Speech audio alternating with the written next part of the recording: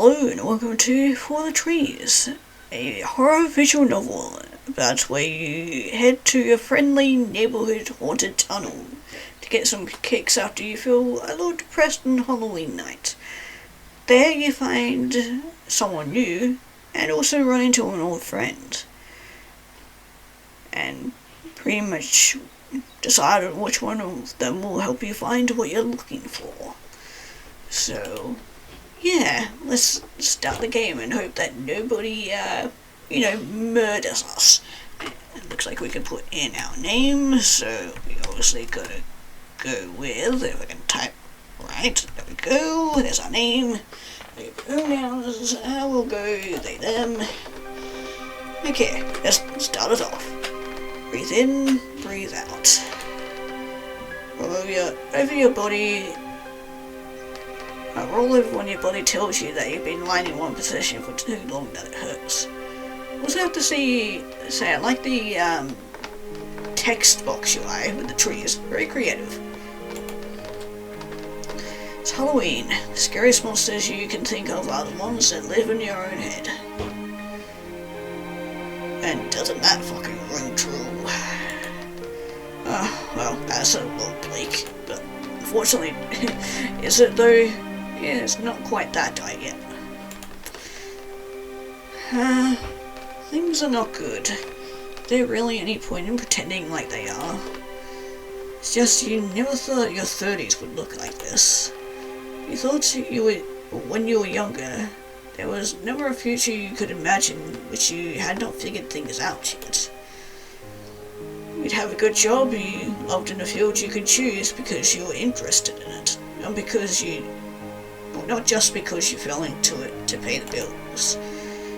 You'd have people in your life, friends who stood by you, and someone who wanted to keep by your side for the rest of your days.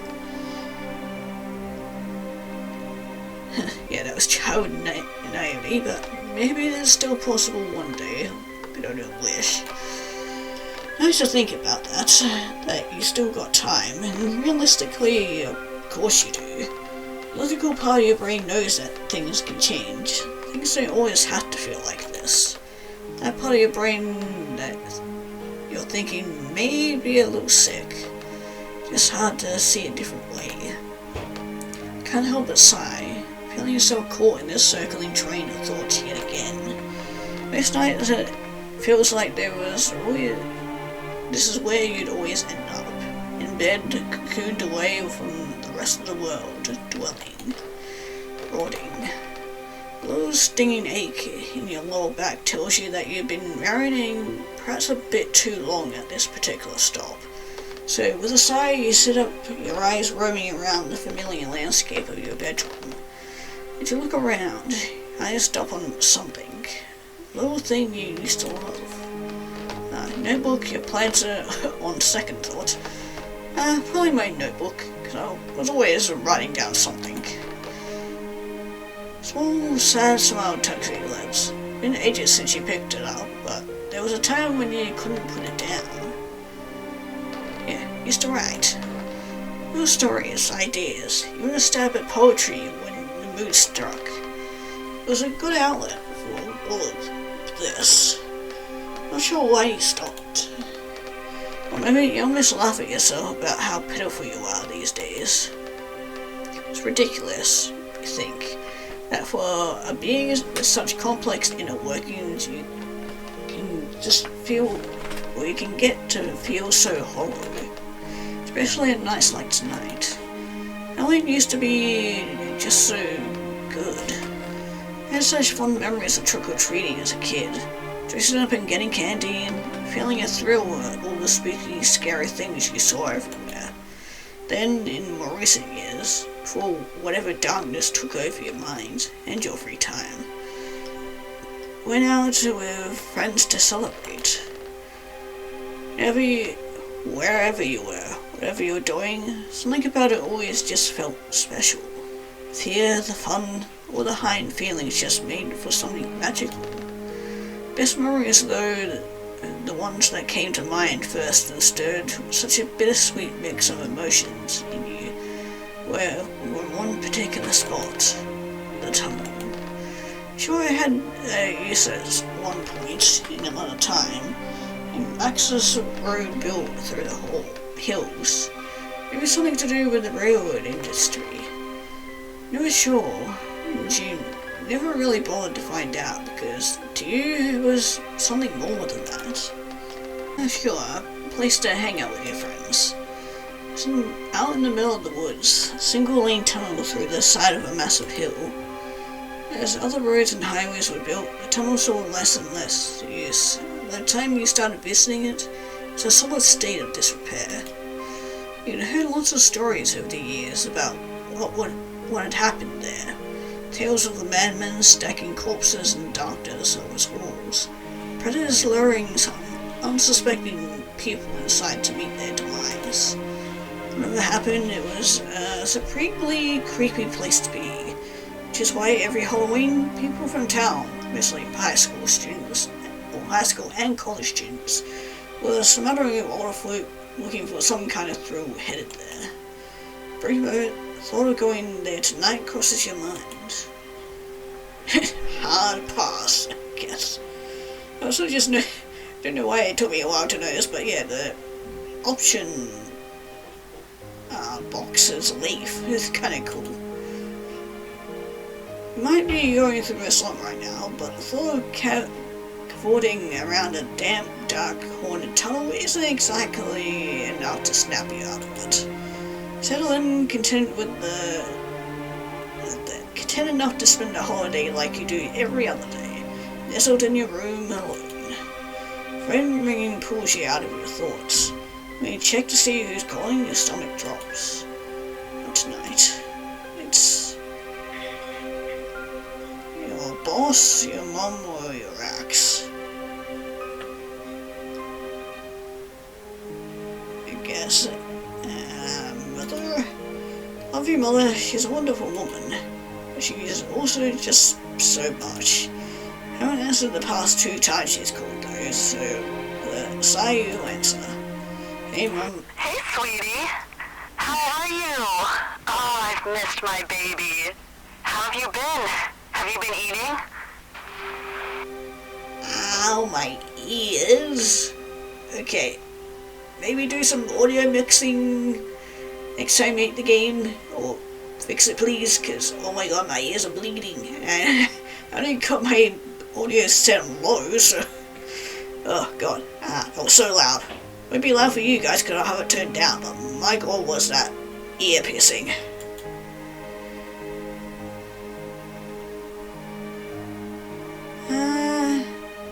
Yeah, I'm fine. Another hums thoughtfully, in a way that you're deeply familiar with. Another hum of acknowledgement. It's her gearing up for a battle. Cares, you know she does. But she doesn't know when to quit. Knows that about herself, and she knows you know it too. I'm not trying to be pushy. I just worry. You don't sound good, honey. What are you doing tonight? Got any fun plans? Let's lie. Yeah, gonna go out with some friends. Oh, really? Where? Bar. Your sigh and disappointment in the sound is palpable. How about we talk about something else? How's that sound? Let her talk. Go over the phone, she starts updating you on her life. How your father is doing, how your cousins are doing, how your friends are doing. What about dating? Have you met anyone that's caught your eye? It's only a matter of time before it goes into that subject. Hesitate, and it's long enough for her to infer your answer. Baby, I just want what's best for you, okay? I really do. I don't like the thought of you being so lonely. When I was your age, I was already married to your father, and you were old enough to be in school. Yeah, well, I mean, it's okay to still not be married in your 30s, or married at all. It depends on person to person. There shouldn't be any rush to do it. I just worry that you'll keep waiting and your life is going to pass you by. You need to try, honey. I mean, you don't necessarily need to. It's perfectly fine to be on your own for the rest of your life. And not need to have the presence of a significant other. But to keep the peace, we'll agree. Yeah, maybe. She laughs and you know she sees your acquaintance as a little victory. I know you're tired of hearing this, sweetie, but your father and I, we're not getting any younger. We'd love to have some grandbabies, while we're still young enough to enjoy them. Oh God, you're one of those people. Gotta force your ideals of having children and marriage and all that crap. There it is. Talking point that seems to come up more and more often in these conversations. Talk to your mother for a little bit longer before you're able to get her off the phone. As usual, you're left feeling worse than you did when you answered the phone. Longer than you'd like, the conversation weighs on you. Builds it up in your head, what was said, the implication behind the words. What you said, how you came across, what you could have said differently. It goes to a crescendo until the thoughts are so loud that you can't even tell the truth from the panic. It's exhausting being like this. What do other people do if they don't have their own minds screaming at them all the time? One big, painful surge of emotions. Tell yourself that you're tired of it.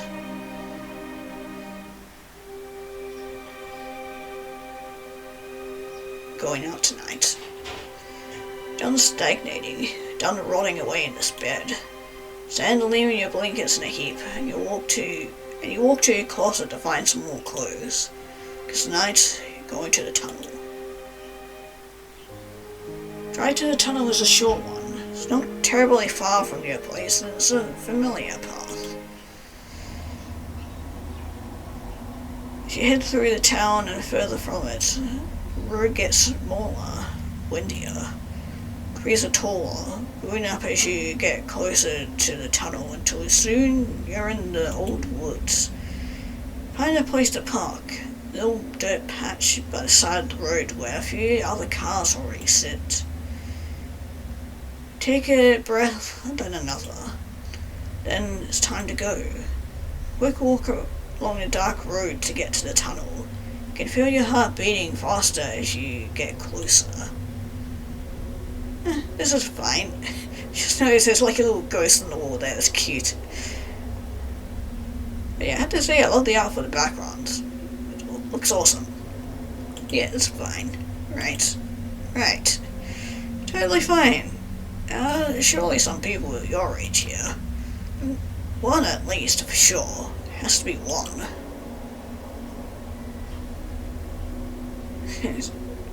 Decorated very appropriately. When you get close enough to see the tunnel itself, you take a moment to take it all in. There are people here. Always are on Halloween. Some of them have a fire going. But most of all, you focus on the tunnel itself. New graffiti covering the old. It looks like it's even worse shape than you remember. And tonight it's so dark that you can't see through to the other side. The tunnel looks like a void. It's kinda nice. Horrifying to be sure, but it's a really kind of horrifying. There's a strange sort of comfort to that. Your feet guide you to the edge of the bank that leads down to the tunnel, a sort of muscle memory. When you were younger, everyone climbed down instead of going the long way around to follow the road that leads through. It's a straighter shot, and no one really felt the need to take the time to be cautious. But you're 18 now, and the bank looks a lot more treacherous than you remember. Ah, my ears! God, why is the voice so loud? Look down at the source of the voice, and you're surprised to see a man, your age, or maybe a little older, extending a hand to you.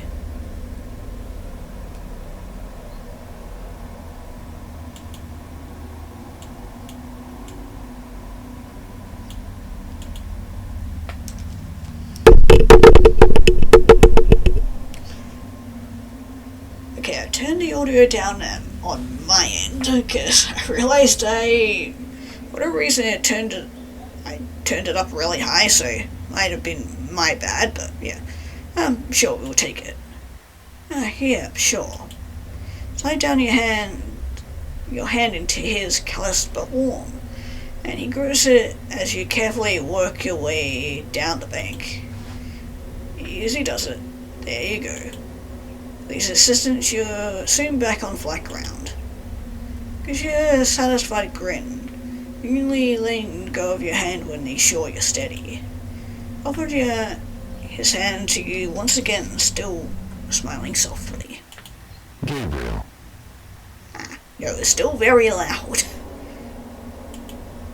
Redshirt gives you a firm handshake before pulling his hand back once again. Turns nodding towards the tunnel. You know, it's kind of nice not being the only old person here now. Well, there's another guy who looks like he might have been alive, but before the millennium, but looks a little frail, you know, like he might catch the vapors if I said hey. Okay, I fiddled around with the audio a little bit more, so hopefully the voice won't be too bad. Are you saying I look old? Catch the vapors? Keep quiet. Yeah, go with the top one. Gabriel laughs, and you think you catch a glimpse of relief in his expression that you're playing along.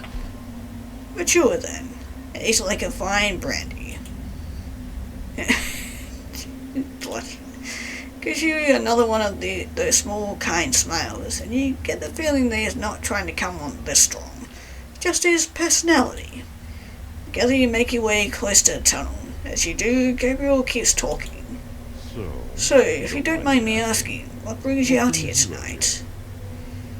Stuff, kind of personal. You tell me yours and I'll tell you mine. I'm going with that one. He nods appreciatively. You see him turn his body in towards you as you meander. Honestly, my house was getting a little too quiet tonight. And not even in a fun, scary way. Total bullshit.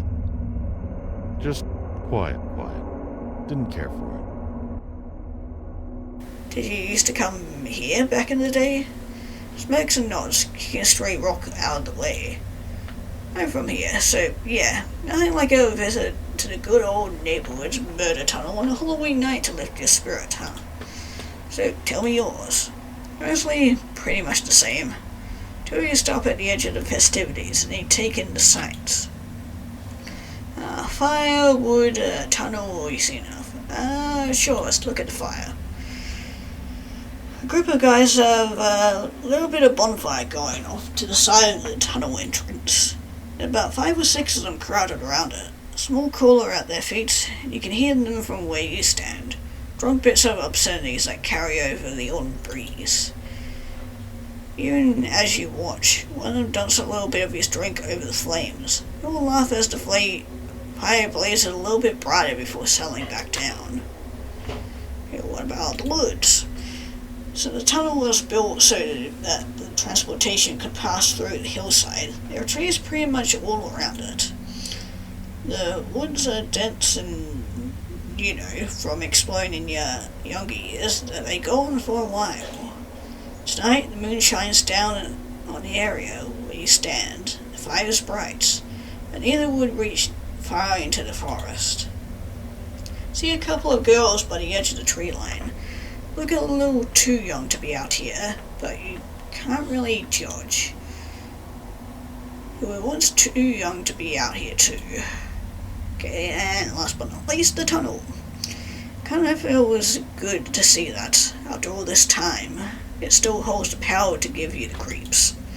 It's like seeing an old friend after having been away for many years, which I think we're about to do. You know, if you could count a liminal space as an old friend, and I'm sure there's one of them out there, with how extensive the back rooms have become. Anyway, we've seen enough. Ooh, moody and brooding man over there. If your eyes scan everything, there's one more familiar sight, but can't be, right? Ian? The only figure off by himself glances up towards you. So it is him. No way, you actually know the frail boy? Huh? Nothing. If that's your friend, you ought to go say hi. Ian was your friend years ago, but you hadn't seen him so long. Still there he was, in the flesh. Probably doesn't want to see you, but you want to see him. Yeah, fuck it, why not? Yes, of course, it's going to be a little awkward. It's been, what, a decade since you last spoke? Give or take a year? But at one point you were close. Maybe it's a sign, finding him here tonight. Yeah, I think I will. Echo gives you a nod and a friendly wave. Come find me if you want to talk again. That you step forward, small never steps until you're in front of your old friend. Ian smiles, a tiny, nervous little smile. Like it's been so long since he's made that gesture that the muscles of his mouth don't quite remember how. Richard, hey, how's it going? Lifts his hand a little, like he's going to offer a handshake, before apparently thinking better of it and dropping it. Oh, he's blushing. Then his feet shuffle forward a tiny bit, maybe like he's going in for a hug, but he second guesses that too. A quiet little huff, he stops, barely their smile falling. Yeah, let's go with this option, this one. This one seems a good option. I missed you. Question comes out quietly, maybe a little too early in the conversation. His nervous gaze warms over, just a bit. You feel like maybe he missed you too. Stand in shared silence. For a moment, he looks every bit the awkward teenager he was when you met him. So, what do you do? Like my job? Yeah. Computers. Wait for him to elaborate, but he doesn't. His smile pops up, maybe more self-deprecating than anything. I promise you don't want to hear more. You'd be bored to death. Let's crack a joke, because why not? Need to break the ice somehow. Hey, maybe then I could come back as a ghost, and the tunnel could actually be haunted. He snorts. And still full of lofty goals, I see. No beat, he clears his throat and meets your eyes again. It's good to see you, Richard, but you don't have to stick around with me all night. We were talking to that big guy earlier. Feel free to go hang with him again, or whatever. You're less interesting now than I was in high school. Which you know better than anyone is really saying something. No, I want to stay with you. Gabriel seems to be able to be okay on his own, can entertain himself. I can hang here for a bit if you want, with you. Oh. He makes a face. He's struggling to comprehend that. When given the choice, some might actually choose him. I honestly feel that too. It's just as cute as you remembered. Back in the day, you did have a bit of a crush on him. Nothing ever came from it. He was almost too awkward to live in. It didn't seem he had much progress in that department. There's always something about his shyness, all of it, that was just kind of adorable. Still is. Finally he seems to remember that there was a question of sorts at play. You wanted to hang out too. Yes, we can, for sure. Adam's settled and Ian still isn't. Remember, he was kind of jumpy. Always had a hard time just being. And it's a lot, even for him.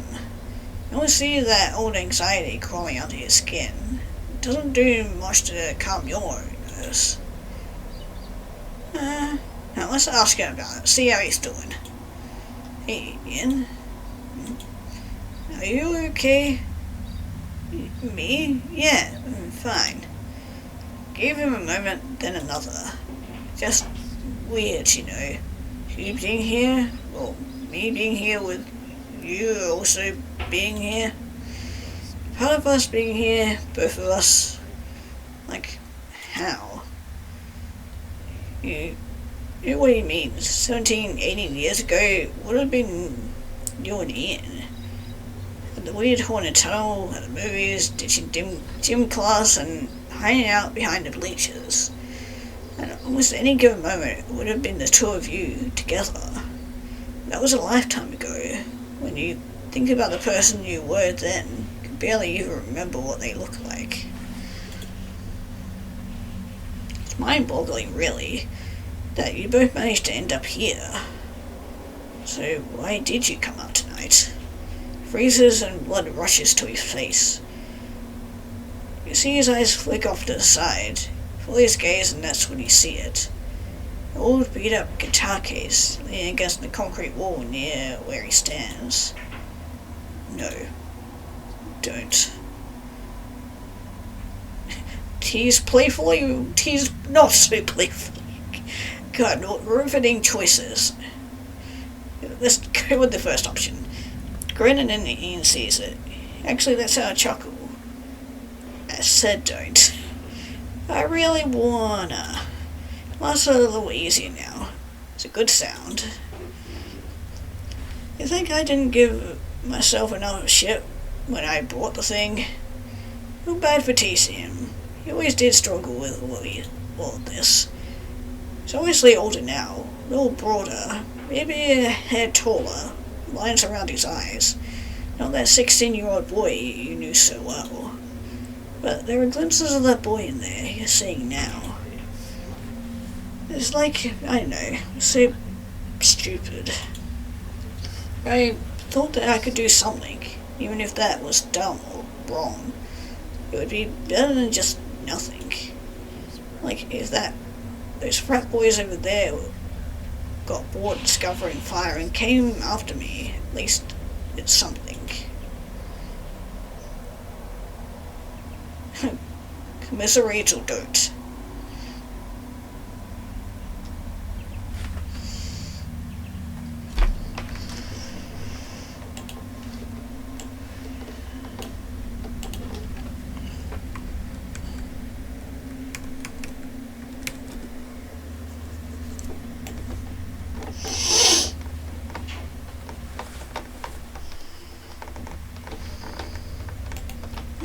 Sure, let's do it. No, I get it. You do. Came to the murder tunnel all alone on a Friday night too, didn't I? May not have practiced my cover Wonderwall on the way over, but I did come. And cracks a small, shy smile. It wasn't Wonderwall. Black Parade. First day of my life, hands down. I've gotta go with Black Parade. You know, I tried, but it doesn't hit the same on the acoustic.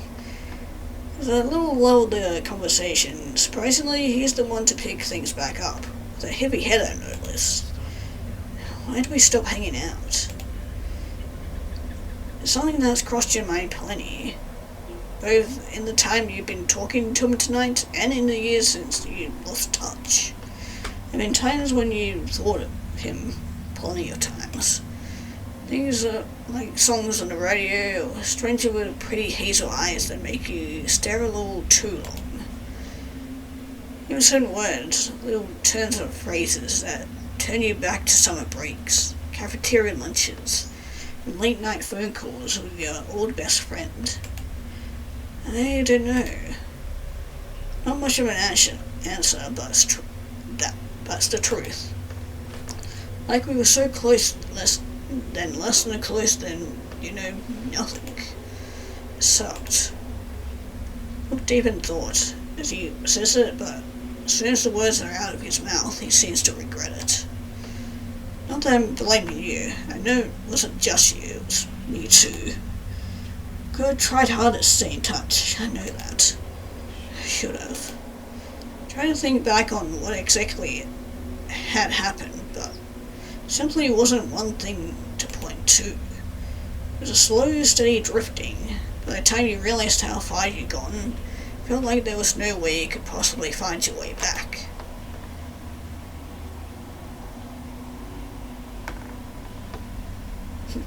It would have been nice to have had him all this time. A wink wink, nudge nudge. There are plenty of times where you could have used a close friend over the past 10 years or so. It was pretty much the best one you ever had. Oh, great. But you guys gotta have to interrupt our little moment.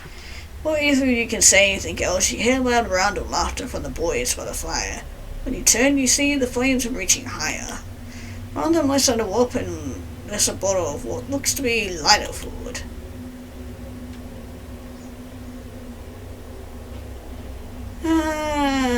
This isn't going to turn out well, but maybe we just mind our own business, because I don't particularly like the idea of getting burnt myself. It was a bad idea, without a doubt. All the trees surrounding the tunnel. I didn't think of that. I forgot that, yeah, we're surrounded by a forest. Shit, I should have intervened. It wouldn't take much for the fire to get out of control, especially with a handful of douchebags manipulating it. But you don't think it's your place to say anything. Glance at Ian tells you he's thinking the same thing. Gives you a quick little shake of his head. Never been one to cause a scene.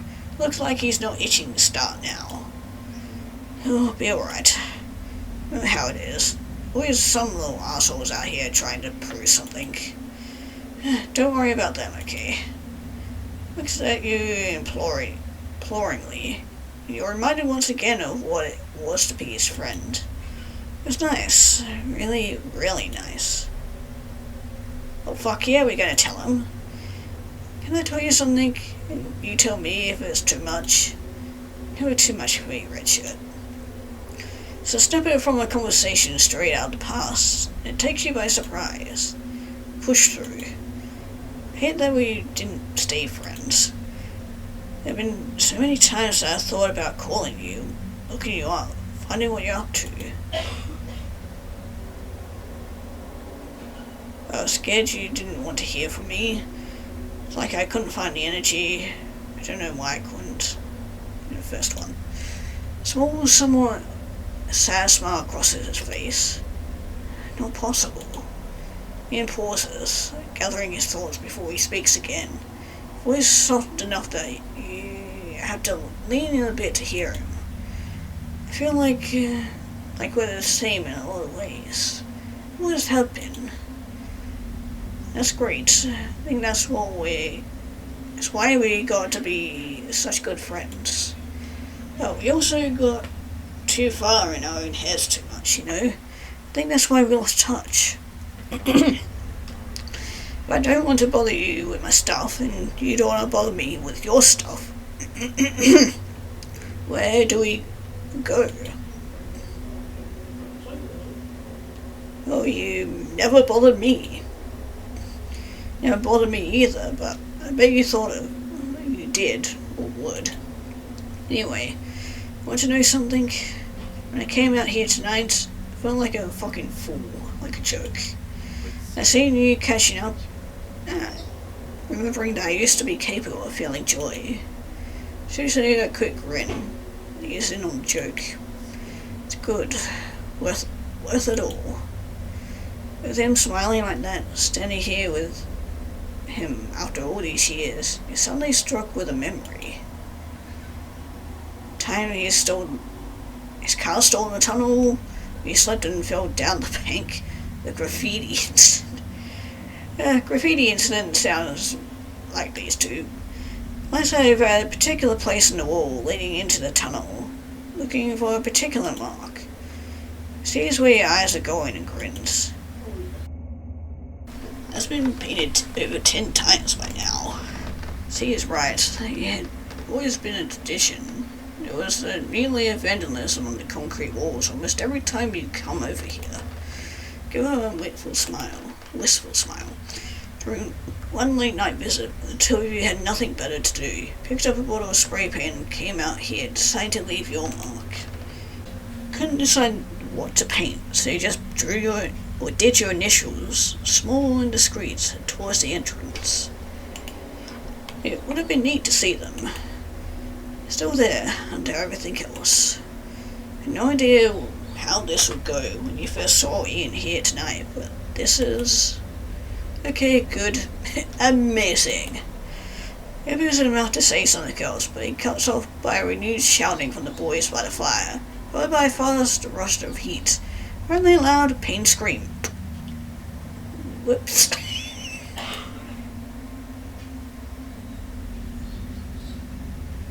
Oh, you fucking idiots. And so many things are happening at once. Main issue being that one of the boys is on fire. This issue is quickly resolved by a fast-thinking buddy of his who puts out the fire with his coat, but the screaming continues. Pieces near the entrance fire in short, frantic movements. You can hear how erratic his breathing is from where you stand. Seriously panicking and clearly hurt. You look around and you see the small crowd that had come out tonight watching. His friends trying fruitlessly to come in. The younger girls huddled together near tears. No glimpse of the man you'd met coming down the bank. We need to do something. Turn to Ian, who's watching the situation unfold with a look of surprise. We should probably help. We should what? Glance back to the boys, seeing one of them trying to console the injured one, while the others work on calming the fire. Look to Ian again. Help. Come on. Grab his arm and pull him forward. Hard to say where this practice is coming from. Earlier tonight, if someone told you you'd be out here with Ian helping a burn victim, well, it just seems far-fetched for a number of reasons. But here you are, your old best friend at your side, taking charge. Now you need Ian to take charge with you. Sure. Call for help, okay? 911 Ian, call. The look in his eyes. Well, the look in his eyes is one you're sure you have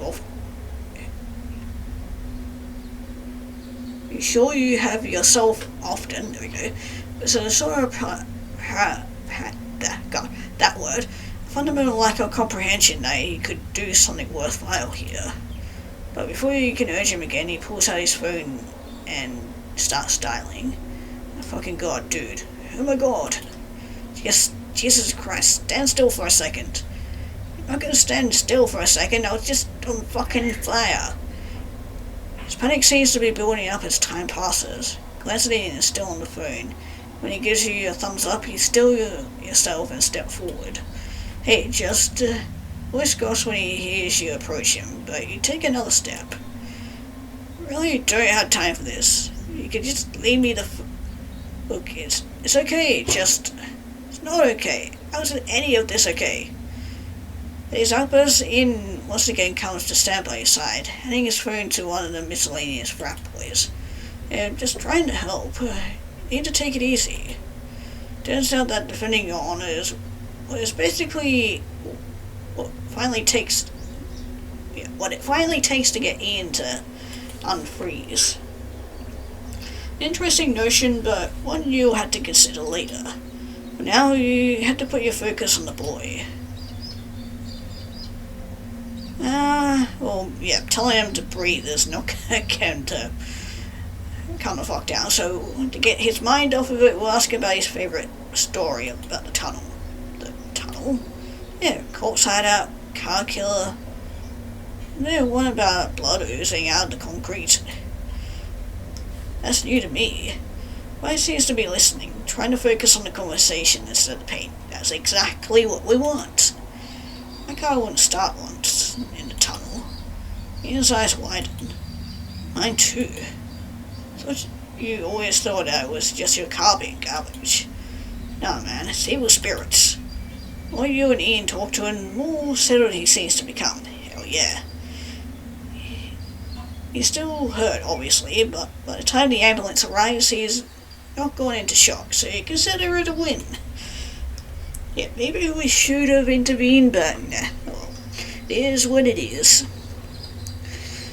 You and Ian watch silently as the EMTs take the boy away. His friend head out soon after. While I'm pausing to return Ian's phone, he shakes his hand. In the quiet, you realize everyone else who had been here tonight is gone as well. Just the two of you now. You let out a breath you'd been holding since you first heard the boy scream. Maybe longer. I did not know I could do that. cold October air as well as something deeper hits you. You shiver. Ian shrugs off his coat and gently places it over your shoulders. "No, thank you, Ian. Aren't you a sweetheart?" "I did." "You did?" Nods and he lifts his hand towards you before he thinks better of it and lowers it again. "You was doing more than you thought you could." Consider his words. Tonight, all of it, from rekindling your friendship with Ian to helping the boy, and even making the choice to come out tonight in the first place. You do more than you thought you could. You can make connections. You can do good things. Well, a sick part of your brain told you that you couldn't. It's not miraculously healing, but it's quieter now. And that's a start. Yeah, that's good enough for now. Don't have to get everything fixed in one go. Just baby steps. See you around. You nods, smiling. I'll be around. Oh, I just realized okay, yeah, no, this was not talking about, my depression. It was talking about my relationship with Ian, which, yeah, we want more of Ian. I think you take a breath. It's been a bizarre night, all told, and you have a feeling it will take you a while to process everything. But that can happen later. Right now, there's one more thing you want to do before the night's done. Hey, Ian. Yeah? Do you want to maybe hang out sometime? Looks surprised just for a moment, then his expression softens. Yeah, yes, I'd love that. Exchange numbers and promise to stay in touch. You're relieved to find that you feel positive. You both actually will. Okay, that's definitely what I wanted. Grabs his guitar and together you make your way along the path away from the tunnel, up the bank, and to the spot where your cars are parked. While he opens his truck and puts his car aside, you stop in the middle of the space between the cars. A moment that feels somewhat both heavy and light, but good. Oh, you know me, we gotta do it. An instinct you don't want to fight, you step closer, wrap your arms around his thin frame. Takes him a moment, but soon he returns to the hug. Yay! So cute and adorable, I love them. The embrace is comforting and familiar, and it's warm, despite the cool night air. The only thing that makes you pull back is when you happen to glance down and notice the goosebumps on his For maybe I was going to say, for whatever reason, when he said he was glancing down, he was going to say, "Do you have something in your pocket, or are you just happy to see me?" kind of thing. I'm sure that'll be later. You're still wearing his coat. Oh, sorry, No, you'll both stutter and stumble over yourselves infinitely if you're not careful. So you stop yourself, grinning as you take his coat off and help him back into it. When it's back on, he stays close, a fond smile playing on his lips. Seeing him like this, older, but still the same Ian you once knew, struggling like you, but somehow, at least in this moment, happy. It makes you want to keep trying, to keep pulling those smiles out of him. Oh, that's cute. No question about it, gotta go for that option. As soon as he stands in front of you, close enough to touch, you're struck with a desire to close the distance completely. Never crossed that line back in the day. I think it always happens between strictly platonic. Or had always been strictly platonic. But that didn't mean you never thought about it. It certainly doesn't mean you're not thinking about it right now. Wonder if he might be thinking something similar, or if he had, and as if on cue, catch his eyes drifting down to your lips, just for a split second. Then he clears his throat and looks out at the trees. It's really good seeing you, Redshirt. You too. Talk for a little longer before you finally say your goodbyes. It's a comfort that it doesn't feel like an ending. 6 months pass by in a flash, and soon it's spring. You feel better. Not perfect by any means, and some days are still hard. But these days you feel lighter. It's the peace you haven't known in a long time, and you're grateful for it. Not solely because of Ian. Even without him by your side, I think that night at the tunnel would have been enough to help you pull out of your rut. He is there though, by your side, the good days and bad. And with him there, your load isn't quite so heavy. Today you're doing something sentimental. Trip back to the tunnel in the daylight this time. Difference in the old landscape and in yourself. Almost enough to take your breath away. Did we know that things could actually grow here? I feel like we didn't know that. You look at him, you see his eyes on a patch of flowers growing on the bank by the mouth of the tunnel. Hello, grew here. Oh, that's cute. Pretty, aren't they? Probably a ruse by a demon. Now they're pretty. Gives you a fun smile. Not the prettiest thing here, but sure, it's notable. Take a moment to look over the familiar terrain, and when you do, you realize something.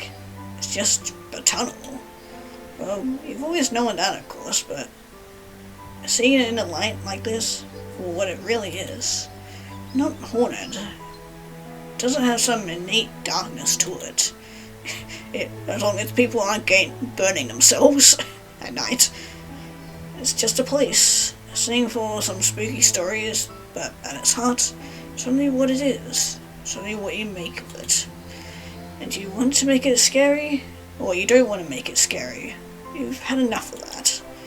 Right now, with the inn, sunlight beaming through the trees, and the smell of spring floating in the air. What you want to make it is a happy ending, or at least the build up to one. Look back to Ian and see he's watching you as you've been deep in thought. Everything okay? Yeah, everything's good. At least for right now, is the truth. I was walking towards the tunnel when you followed. Look at the graffiti, new pieces since you were last here in the fall. I know spectres and lights are clearly shining through from the other side. I seek out Ian once again. When they find him, list out a hand to you. Oh, this is a QCG, I like it. Aw, small gesture, but one that means so much. We've been growing, he has too.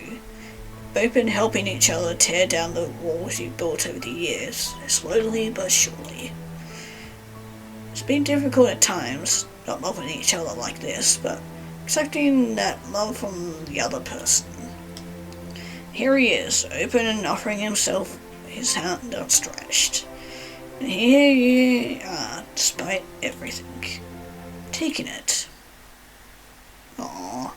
That was cute. I like that. I wasn't really sure what I was getting into with this. I was thinking I was going to be in for some like horrors and stuff, but instead I got a very sweet ending. And a good lesson to learn as well. Especially for those of us that struggle with that sort of stuff. It can be very hard, but when you find the right person to help you through it, it can definitely help and make everything worthwhile. It might not be cure or end all or whatever, but it can at least make most of the days bearable. But yeah, that was for the trees. That was really sweet, and I liked it. If you guys want to play this for yourself, as always the link will be down in the description below, because there was another character that we could have gone for, but I'm going to leave that to you guys to find out what happens through that. And yeah, just make sure you spend time with friends and reach out to them if you haven't talked in a while. Even if it has been a while, because yeah, it's nice to rekindle that sort of friendship.